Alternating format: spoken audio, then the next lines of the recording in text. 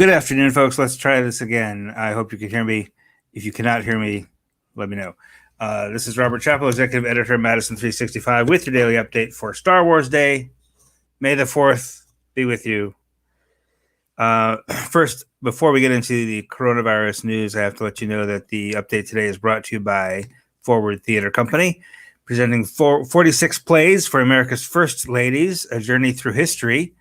It utilizes drama, music, dance, and more as it surveys the lives of the women who have stood alongside our presidents. It's a biographical, genre-bending look at gender, race, and everything else your history teacher never taught you about America. Streaming online starting Saturday, May 8th through May 23rd. Tickets now available at forwardtheater.com. That's Forward Theater with an ER, not the RE, fancy way to do it. Now, big news, first of all, I should say, on the vaccine front. We learned yesterday, late in the day, that Pfizer, one of the two big two-dose vaccines, expects to be approved emergency use authorization for use in adolescents aged 12 to 15 as early as next week, which is pretty big news. Right now, as you know, anybody 16 and older, thanks, DJ, anyone 16 and older is eligible for vaccine, pretty much everyone in the United States. But anybody basically 10 and up, excuse me, can spread coronavirus just as well as an adult can. So getting that sort of, young, not quite adult, but like basically, a 13 or 14-year-old is physiologically quite adult, right? From a perspective of, can you spread coronavirus? You're fully able to do it by the time you're like 11 or 12, right? So getting 12 to 15-year-olds vaccinated is going to be a key step. And I think it seems to me anyway, like I will get my kid's 11 right now. So, as soon as he turns 12, I would get him vaccinated. I would just do it right away. I think a lot of people would do that, which I think will slow the spread in schools, make school a lot safer place, one hopes. Again, that's expected as early as next week. Now, one other thing I heard, sort of less confirmed and less confirmable, is that they expect emergency use authorizations for kids even younger than 12, not till September. It sounds like they just haven't really gotten those clinical trials underway yet. But they have done pretty significant clinical trials in like 26,000 kids.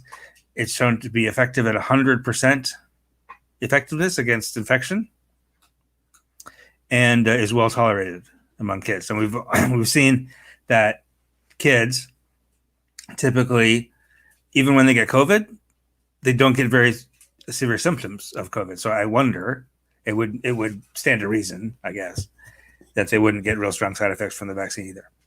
So that could be a very big step. Again, as early as next week. We'll keep an eye on that for you, and we will let you know as soon as your kids can go get vaccinated. We will be sure to let you know right away. Let's talk though about about numbers today. Not terrible today, not great. 721 new cases, and the positive test rate stays at 3.3%, which is exactly what it was yesterday. Again, that's the percentage of all COVID tests in the past 24 hours that have come back positive is 3.3%. You really want that to be below 3%. Okay. We were below 3% at one point. We've kind of been drifting up and down a little bit. We kind of hovered right around 3.1, 3.2 for about a week and a half. And now we've inched our way up to 3.3. Not a huge, it's not like a surge or a spike or anything like that. It's just not slowing down. It's not going down. It's not getting better. Okay, so we're kind of plateaued right now, which a plateau is better than a spike, right? I would rather see it continue to go down. We are milestone. We've passed 600,000 total cases as of today. We are now at 600,298 total cases since our first case, whenever that was, early March 2020.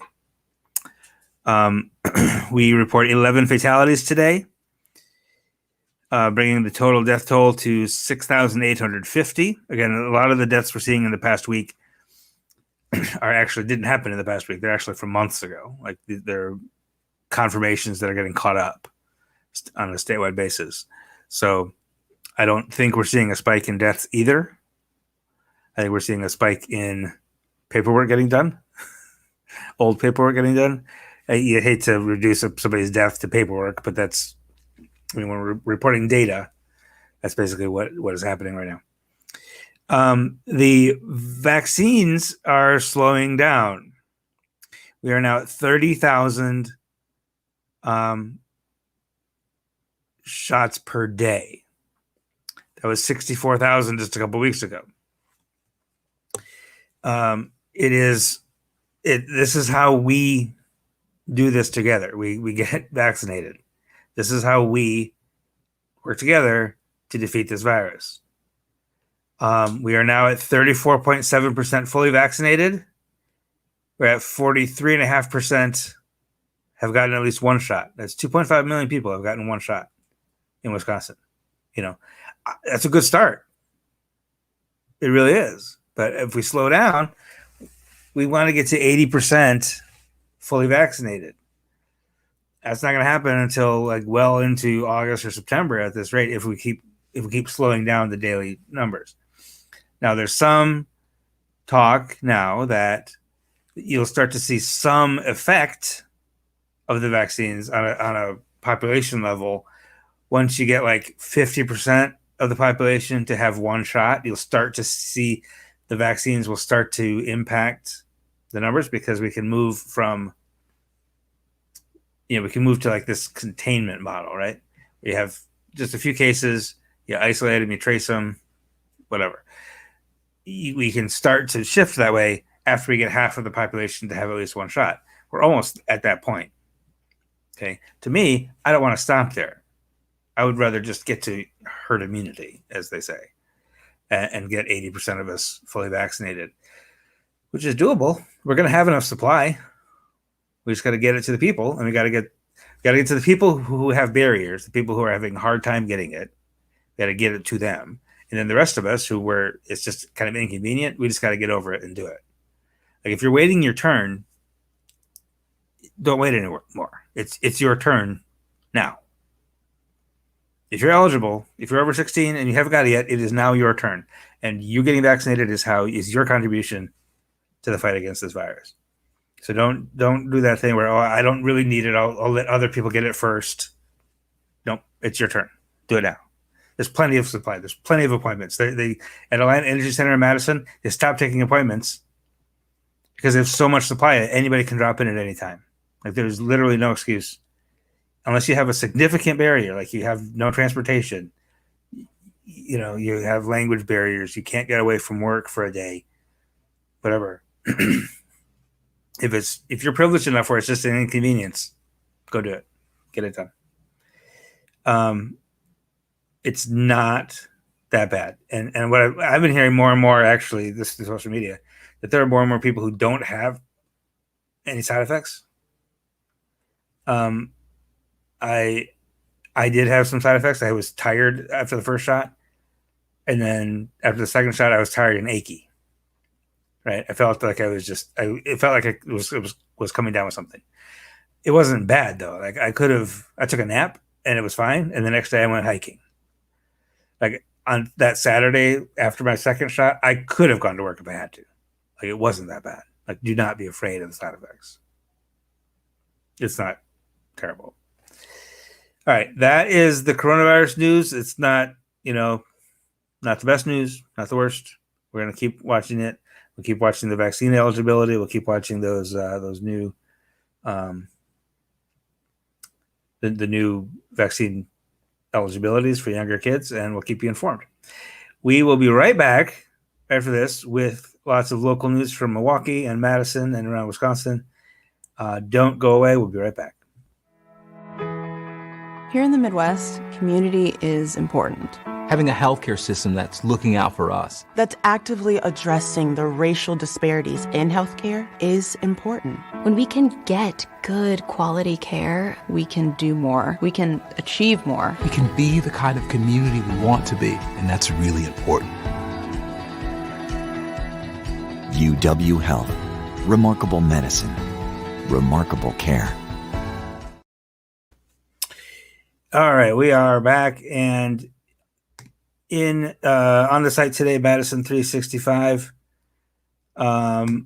we've got our new 12 rounds feature. Every Tuesday, we go 12 rounds with a local or somewhere in Wisconsin person of color in a leadership role. And when I say we go 12 rounds, we ask 12 questions.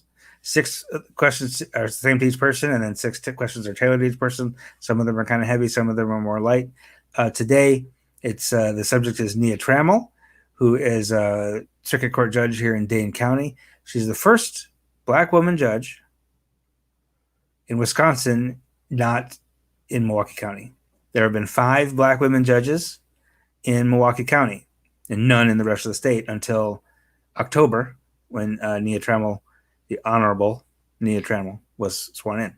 She was appointed by the governor to fill out the term of a retiring judge, and has a lot to say in her 12 rounds about being born in Nigeria, and keep staying connected to her roots, while also becoming an American Black woman, and also about the pressure of being the first, and about whether she prefers orange soda or strawberry. Like, these are the kind of questions we ask. A lot about what she learned in 2020. It's a very good interview. I would suggest that you give it a read at Madison365.org. Also today we have a story on the Sable Flames and their Jones Robinson Scholarship. I got to make sure that I get that name right. It's either Robinson Jones or Jones Robinson. I can never remember. Sable Flames are it's an organization of Madison's Black firefighters. It is, and the main thing they do is raise money for the Jones Robinson Scholarship. And that is to give a boost to low-income students of color who are seeking higher education. It's named for the children who died in the Somerset Circle fire. And if you haven't been in Madison for a long time, or if you're not from Madison, you may not remember Somerset Circle. But it was not that long ago. It was 31 years ago, 1990. It was a mostly Black housing project. Caught fire. 5 children died. And while it was burning, a police officer on the radio to the dispatcher was singing a song about it. Somerset is burning down, to the tune of London Bridge. And it got a lot of anger at the time, as you would imagine. The police officer was only suspended for 5 days. So that was one of Madison's first real reckonings with race that I remember, that in sort of my lifetime.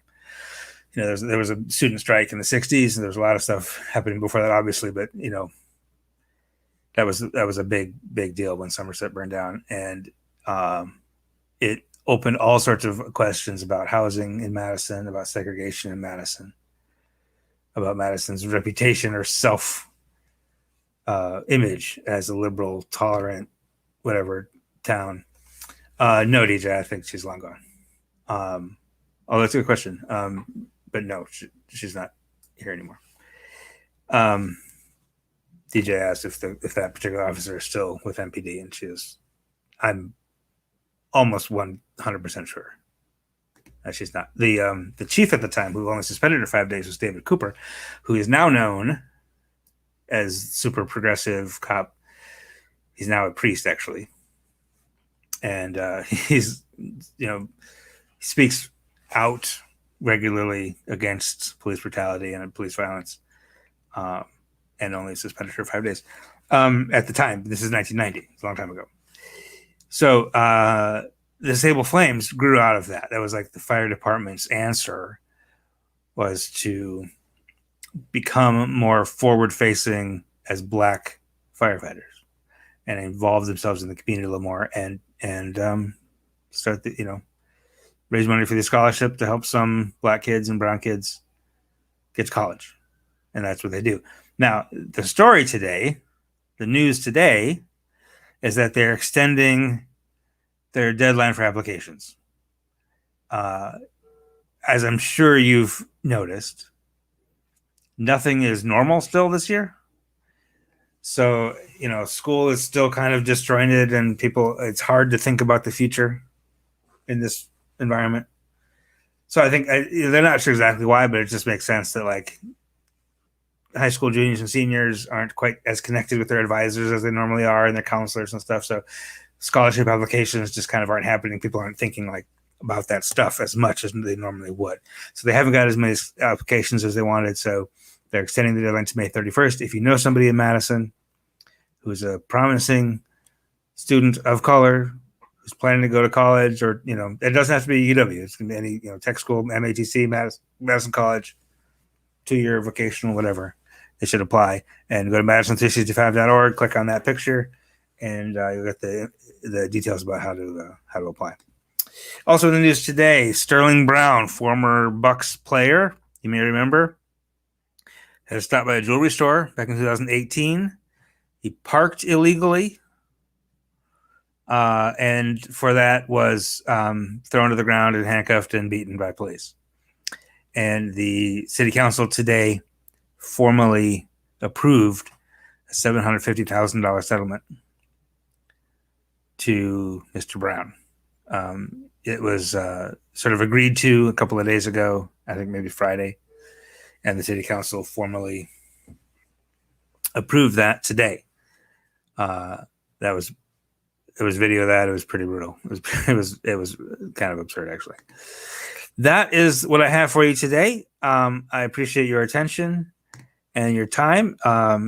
We are dedicated to keeping you informed, bringing you the news. It's kind of a slower news day today, but we are working on some big things. We're going to be announcing a couple of pretty big projects next week, and we're very excited about. So stay tuned.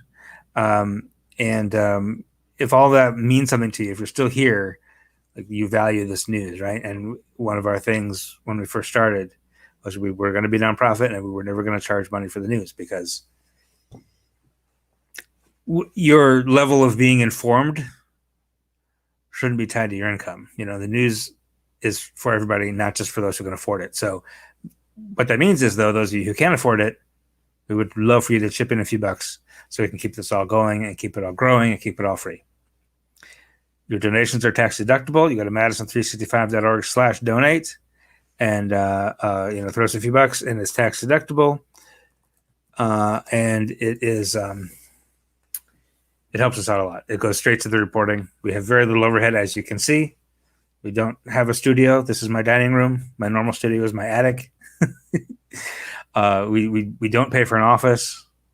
We pay to keep the site up, and we pay reporters to report. And if you make a donation, that's what it goes to. Pure and simple as that. So again, it's tax deductible. Anything helps. Appreciate your time. We will be back tomorrow with the It's Only 10 Minutes podcast first thing in the morning. We'll have another episode of Finding the Warmth of Our Sun tomorrow also with Matthew Brongan. And then we'll have Real Talk with Henry Sanders. His guest this week is Judge Everett Mitchell. That'll be Thursday morning. And I'll be back here every day the rest of the week at 4 o'clock to keep you updated on all the latest news. So appreciate your attention. Have a wonderful evening, and we'll talk to you soon. This is 365 Media.